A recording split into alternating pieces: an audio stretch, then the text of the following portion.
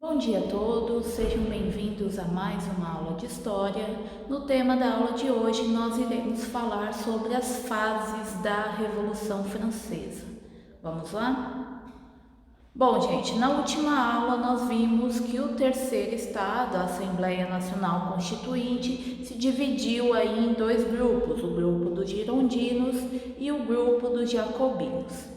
Nesse momento da Revolução, o rei ele já tinha os seus poderes limitados. Então, a França ela vai passar por alguns períodos de governo. Então, a gente vai ter o primeiro período da monarquia constitucional e os períodos republicanos. Então, o que aconteceu durante a monarquia constitucional? Então, em 14 de setembro de 1971, a gente tem a aprovação da Constituição. Então, começa a monarquia constitucional com a aprovação dessa Constituição e ela vai até dia 1º de setembro de 1792, com a abolição da monarquia e a proclamação da República. O principal acontecimento desse período é que as decisões da Assembleia Nacional, dessa nova Constituição, não vão ser acatadas pela família real. Inclusive, a família real, o Luís XVI e a sua esposa, vão tentar fugir da França e vão acabar sendo pegos durante essa fuga, vão ser presos e condenados aí posteriormente, após o julgamento, à morte por traição à França. Bom, com a prisão do rei, a gente começa então o período da fase republicana. Nesse período da fase republicana, a gente tem os girondinos e os jacobinos tentando ali tomar o poder, assumir o governo. Então, a primeira coisa que nós temos nesse período é a mudança do calendário. Então, o novo calendário ele vai privilegiar os aspectos que estão relacionados à história da Revolução Francesa, a história do novo governo republicano, e vão tentar apagar os registros que fazem referência à monarquia. Dia 21 de janeiro de 1793, a gente tem o rei Luís XVI sendo executado na guilhotina.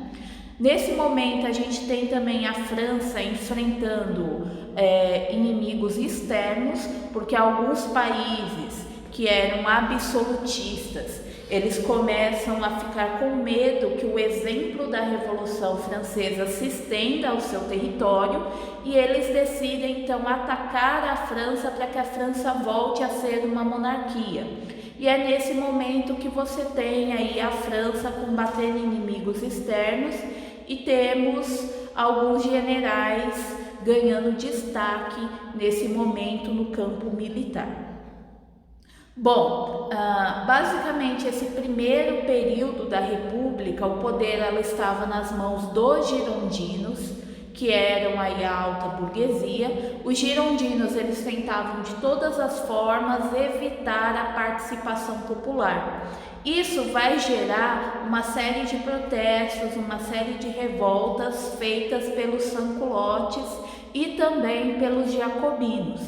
E aí, depois de diversas manifestações populares, os girondinos vão ser afastados do poder e os jacobinos vão assumir o governo francês. Bom, durante o período dos jacobinos no poder, eles vão tomar algumas medidas que vão agradar principalmente as camadas mais pobres da população. Então, eles vão fazer uma espécie de reforma agrária, distribuindo terras aos camponeses e vão garantir também a esses camponeses as sementes necessárias para o plantio. Eles também vão congelar o preço de alguns produtos importantes para que a população mais pobre pudesse ter acesso, como é o caso do pão. Eles também vão criar escolas públicas para a população e vão definir o voto universal, ou seja, para todos os franceses, inclusive para as mulheres. Bom, Porém, o período dos jacobinos no poder não foi um período tão bom assim. Por quê? Porque nós temos uma série de confrontos de países tentando atacar a França, então é um período de instabilidade política. Então a gente vai ter problemas internos e externos. O que vai acontecer com os problemas internos?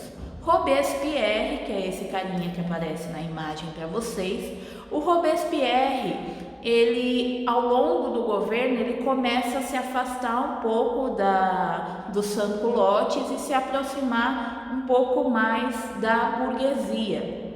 E Robespierre, ele dá um golpe na França e assume o poder.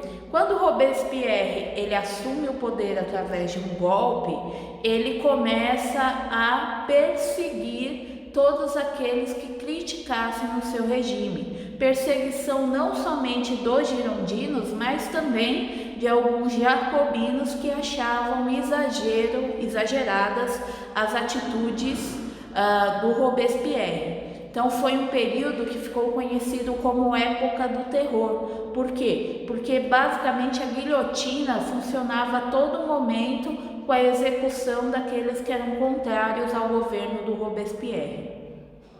Nesse período não foi adotado nenhuma constituição, o que gerou uma instabilidade política muito grande na França, e ele só chegou ao fim em 1974, quando as massas populares reagiram contra Robespierre. Então a população se posicionou contra Robespierre e Robespierre acabou sendo preso e guilhotinado devido à perseguição e às condenações de morte a outros líderes, principalmente os líderes girondinos.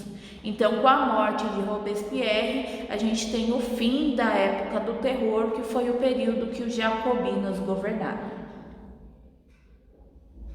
Bom, após esse período, o que vai acontecer? Os girondinos vão tomar o poder. E aí a gente vai ter o período chamado diretório. É o período que o governo vai ser liderado por 5 diretores girondinos. Esse governo ele vai de 1795 até 1799. O novo governo ele vai criar uma constituição rígida na França, com poucos direitos, tanto para os jacobinos como para os sans-culottes, que eram os trabalhadores. Então eles vão ter poucos direitos, mas muitas obrigações. Basicamente, essa constituição ela vai manter privilégios para a alta burguesia comerciante da França. Então, novamente, a gente volta a ter os burgueses como uma classe privilegiada em detrimento aí, das populações mais pobres, da classe de trabalhadores.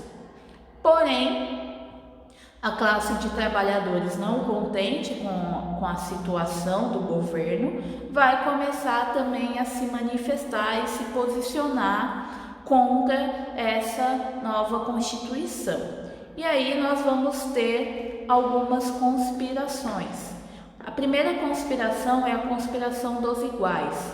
Essa conspiração vai ser um movimento liderado por Graco em 1796, e ele defendia justamente a igualdade entre todos, a ideia da propriedade coletiva, a divisão dos bens igualitários.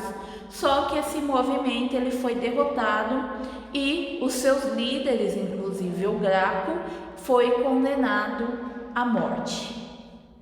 Após esse movimento, nós vamos ter o golpe de 18 Brumário. Esse golpe ele foi dado pelos próprios girondinos. A burguesia na época temia que os jacobinos voltassem ao poder. Então, a burguesia entendia que a França precisava de um governo forte, que fosse centralizado, mas que defendesse os interesses da burguesia.